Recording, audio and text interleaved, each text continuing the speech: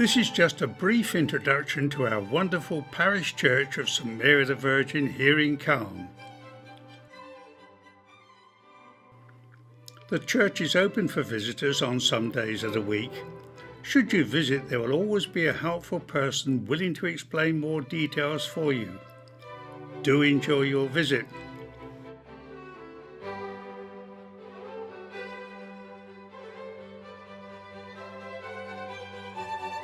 A church was recorded here in 1066, being an early Saxon minster. It was almost certainly on this very site. This church dates from 1160-70, and some Norman work still survives.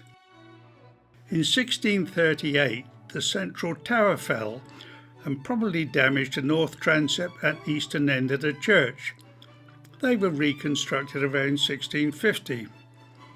A new tower was built on the site of the northern part of the north transept, and the south transept was rebuilt.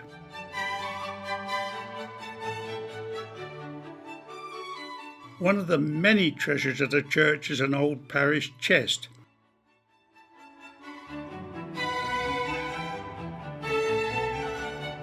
This inscription reads, Queen Elizabeth Regina, 21st year of her reign, 1579, John Wetherall. John Wetherall was church warden here at the time.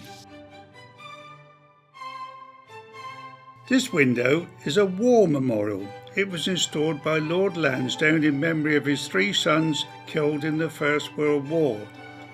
It was installed in 1921. The window was created by top artist of the day Christopher Wall, perhaps aided by his daughter Veronica.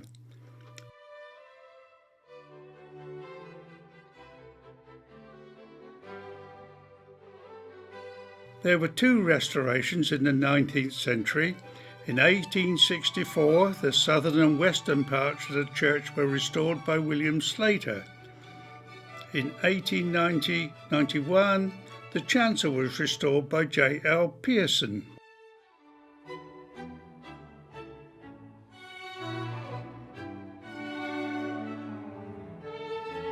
In 1553 there was a peal of 4 bells, including a Sanctus bell of the late 15th century.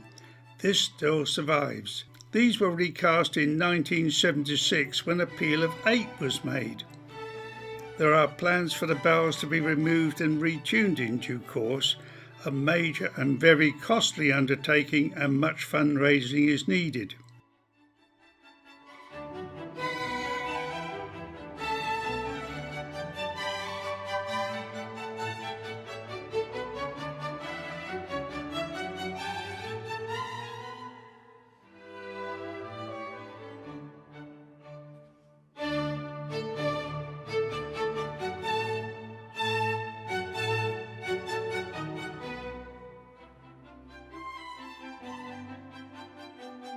A new organ was installed in 1908. The large organ case and the altar in the South Chapel are in arts and crafts style from the first decade of the 20th century. The organ case and rear screen in St Edward's Chapel were both designed by C.R. Ashby and carved by Alex Miller.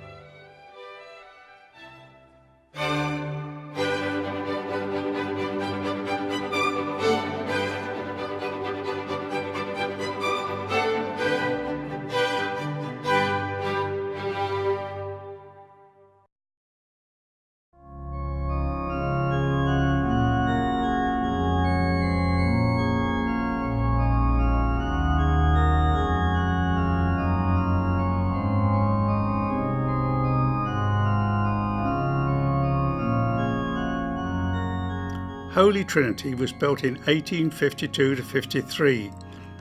It's a truly delightful church set behind 3 rows of lime trees just off the A4.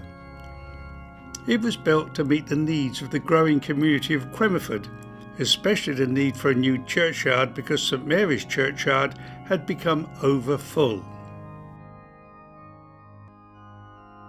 Originally there was stained glass in the east window, but in February 1970 a dreadful fire caused major damage to the roof, destroying windows and the organ.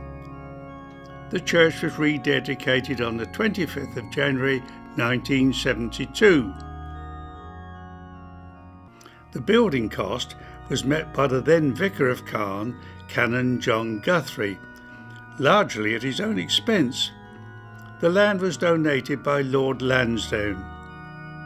Actually, there is an old boiler room which is no longer used. Now, heating is by electric radiant heaters. The churchyard covers about 3.5 acres, with the oldest nearest the roadway. As well as graves of many local people, there are war graves from the First and Second World Wars and other conflicts.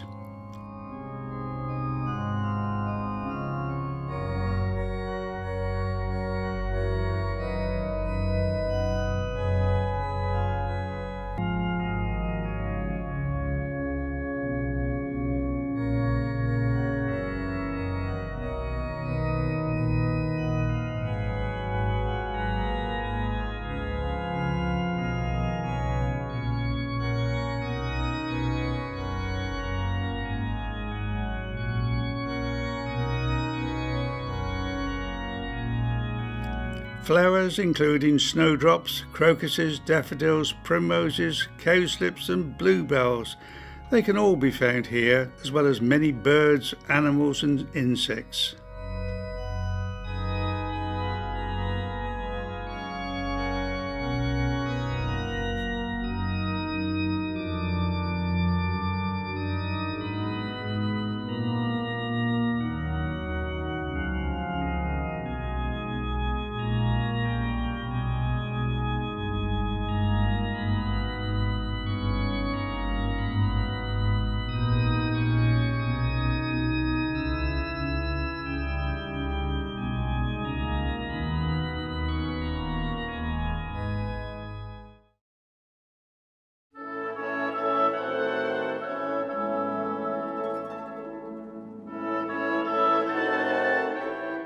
St Peter's Church is an ancient parish church dating from at least the 13th century.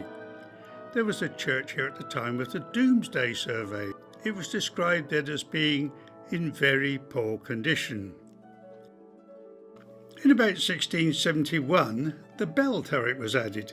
The bell, still in the turret, was made in 1671 by the John Letts Foundry in Salisbury. The bell that tolls at St Peter's today has done so ever since that time. At one time, the church stood in the heart of a village community. That original farming community has long disappeared, ousted by the needs of sheep farming. But the church lies within the lovely setting of Blacklands Park. Of modern interest, just through the Lynch Gate, is the grave of the famous actor David Hemmings, who lived locally for several years.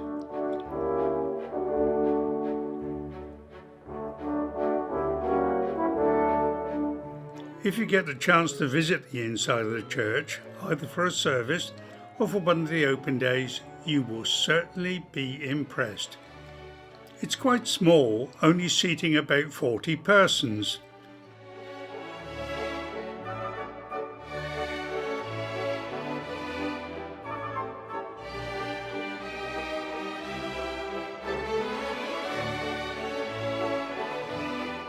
It was only recently discovered that the stone framework of these 2 windows are original Saxon, not the stained glass, of course.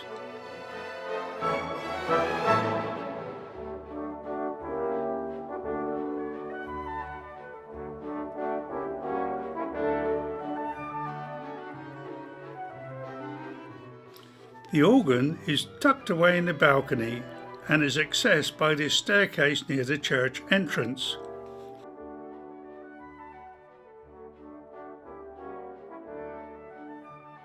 In 1691, Robert Smith, squire of the manor, died, and this is a painted hatchment recording his death.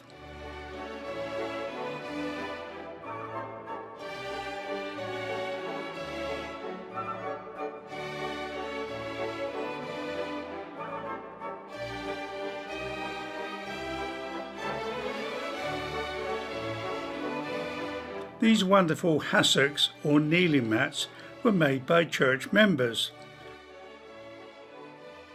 On the reverse of each is information about who they're dedicated to and were made by.